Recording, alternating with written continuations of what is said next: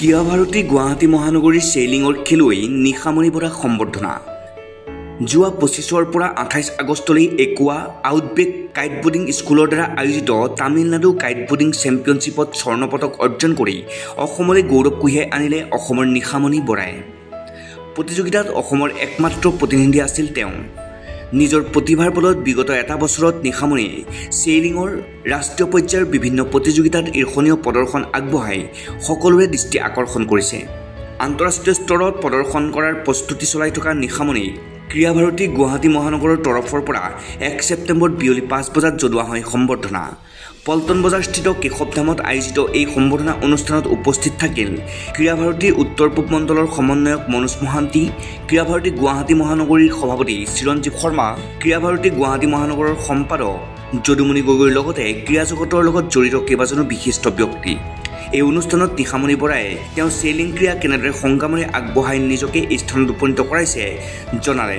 লগতে অসম তথা উত্তৰ পূৰ্বাঞ্চলৰ একমাত্ৰ খেলুৱৈ হিচাপে আগন্তুক দিনত চেইলিঙক কেনেদৰে অসমৰ লগতে উত্তৰ পূৰ্বাঞ্চলক আগুৱাই নিবৰ বাবে তেওঁ অহোপুৰুষাৰ্থ চেষ্টা আগবঢ়াব সেই বিষয়েও কৰিলে মন্তব্য। পোনপ্ৰথমতে আপোনালোক অলিম্পিয়া চেনেলৰ সমূহ ৰাইজলৈ মই ধন্যবাদ জ্ঞাপন কৰিছোঁ। আৰু ক্ৰীড়া ভাৰতী আপোনালোক ৰাইজে মোক ইমানখিনি মৰম আদৰ কৰিছে আৰু ইয়ালৈ নিমন্ত্ৰণ কৰিছে, মই ভাল লাগিছে, অনুপ্ৰাণিত হওঁ এনেদৰে আপোনালোকে মৰম আশীৰ্বাদ কৰিলে। মোৰ যিহেতু খেলটো বহুত ব্যয়বহুল হয়, মোক যথেষ্ট সহায় সহযোগিতাৰ প্ৰয়োজন হয় আৰু আশীৰ্বাদৰ দৰকাৰ।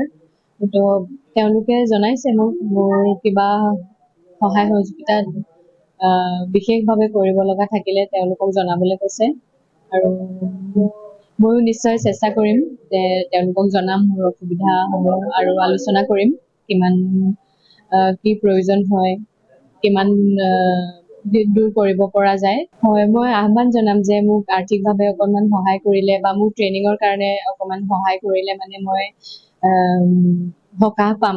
ইয়াৰ পিছতে মোৰ ইভেণ্ট আছে অক্টোবৰ মাহৰ ট্ৰেইনিঙৰ কাৰণে মই যদি আৰ্থিকভাৱে সহায় পাওঁ তেতিয়াহ'লে মই ট্ৰেইনিঙৰ বাবে যাব পাৰিম। ভিডিঅ' জাৰ্নেলিষ্ট ৰঞ্জিত গায়নৰ সৈতে ভাৰ্গৱ বৰাৰ প্ৰতিবেদন, অলিম্পিয়া স্পৰ্টছ।